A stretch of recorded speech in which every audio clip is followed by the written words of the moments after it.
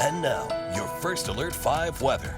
And welcome back, everyone. We start out the weekend with an elevated fire risk, mostly here into the Pikes Peak region. The higher fire danger threat today out across the southern regions with those red flag warnings set to expire tonight at 8 o'clock. Then tomorrow, strengthening winds, low relative humidity, and these tinder dry grasses bring back a higher fire danger risk from noon to 8 p.m. Near constant fire weather threat. Looks like that's going to be the case throughout much of next week. So no shakeup to this weather pattern in that short-term period. So tomorrow, again, the red flag warning is expanding all the way up I-25 past Denver towards Longmont and into the eastern plains. Not all the way east, as these counties will see some moisture move in from a front just stalled across the border there, but right along the interstate areas to the west, again, high fire danger expected with gusts as strong as 45 miles per hour, humidity at times down into the single digits. So what we need is some moisture, and that doesn't look to be the case as we close out the weekend. Right now it's 54 degrees, much cooler than this time yesterday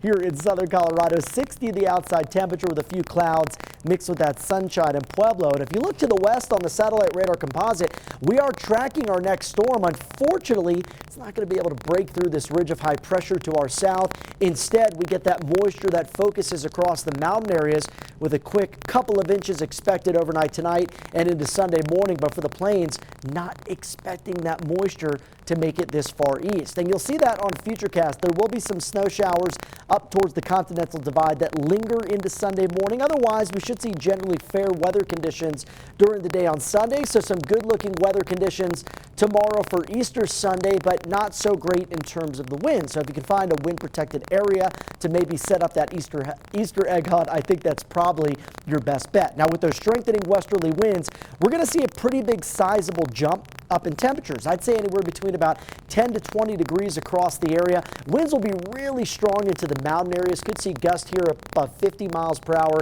By noon, that's when that red flag warning goes into effect. I think we're looking at wind gusts around 30 to 40 from Pueblo up through Monument. Could be as strong as 45 for Canyon City to Woodland Park, and also looking at some decent sized gusts out across the southeast plains. Then as we look forward, basically looking at what's called a zonal flow where the pattern goes west to east with only minor changes, ups and downs, and that's fairly a tranquil pattern, except sometimes we're seeing some stronger impulses from the jet stream. I think we'll see that again on Tuesday, with Monday to Wednesday expected to be more limited coverage of those red flags, mainly down into the San Luis Valley, the mountain areas, and the southern I-25 corridor. Tuesday again would be more widespread like tomorrow.